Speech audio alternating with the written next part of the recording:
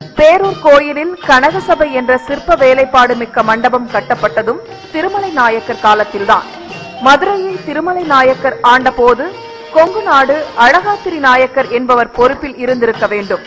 இந்த அழகாத்திரி நாயக்கர் தான் கனகசபை என்ற அற்புத மண்டபத்தை பேரூர் கோயிலில் உருவாக்கியுள்ளார். பேரூர் கோயிலின் பெருமையை சொல்லும் இந்த கனகசபை மண்டபத்தில் 36 தூண்களும் சிற்பக்கலையின் பெருமையை சொல்லும் வகையில் அமைக்கப்பட்டுள்ளன. இந்த கனகசபை தூண்களை அமைக்க கற்கள் அனைத்தும் வடவள்ளியில் இருந்துதான் வெட்டி எடுக்கப்பட்டுள்ளன. கொங்கு மண்டலத்தை ஆண்ட அழகாத்திரி நாயக்கரின் கலைநயத்தை உலகுக்கு சொல்லும் அற்புதமே பேரூர் கோயில் கனகசபை மண்டபமாகும். பேரூர் கோயிலை ஒட்டிய நொய்யல் ஆற்றில் படித்துறையை அமைத்தது கொங்கு சோழர்கள்தான்.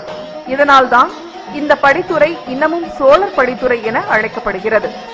பேரூர் கோயிலின் கனகசபை மண்டபத்தை அழகாத்திரி நாயக்கர் கட்டினார் என பலருக்கும் தெரியும்.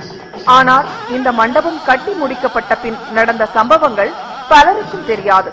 17ஆம் நூற்றாண்டின் துவக்கத்தில் அழகாத்திரி நாயக்கரால் இந்த கனகசபை மண்டபம் கட்டி முடிக்கப்பட்டது. மிக பிரம்மாண்டமான குடமுழுக்கு விழா பேரூரில் நடந்தது. ஆயிரக்கணக்கான மக்கள் பேரூர் கோயிலில் குவிந்து கனகசபை சிற்பங்களை வியந்து பாராட்டிக் கொண்டிருந்தனர். அப்போது இளைஞர் ஒருவர் இந்த சிலையில் குறை உள்ளது என பேசினார். மக்களுக்கு ஆச்சரியம். காரணம், கனகசபை சிற்பங்களை வடிவமைத்தது அந்த காலத்தில் புகழ்பெற்ற சிற்பி கம்பனாச்சாரியார். இவரது சிற்பத்தை இளைஞர் ஒருவர் குறை கூறுவதா என மக்கள் வியந்தனர். இந்த பிரச்சனை மன்னர் அழகாத்திரி நாயக்கர் முன் சென்றது. இளைஞர் விடாப்பிடியாக இந்த மண்டபத்தில் உள்ள குதிரை வீரன் சிலையில் குறை உள்ளது என மன்னர் முன் தெரிவித்தார். இளைஞன் குறிப்பிட்ட குதிரை வீரன் சிலை மீது சந்தனம் பூசப்பட்டது. சற்று நேரத்தில் எல்லா சந்தனமும் காய்ந்தது. ஒரு இடத்தை தவிர அனைவரும் அதிர்ச்சி அடைந்தனர். சந்தனம் காயாமல் இருந்த இடத்தை மன்னர் உடைக்கச் சொன்னார். என்ன ஆச்சரியம்! அங்கு தேரை ஒன்று உயிருடன் இருந்தது. தேரை உள்ள கற்களை எந்த சிற்பியும் சிலை வடிக்க தேர்ந்தெடுக்க மாட்டார். ஆனால் கம்பனாச்சாரியார் எப்படி தேர்வு செய்தார் என இளைஞர் கேள்வி எழுப்பினார். அதிர்ந்து போன சிற்பி கம்பனாச்சாரியார் கத்தியை எடுத்து தனது கையை வெட்டி துண்டாக்கினார்.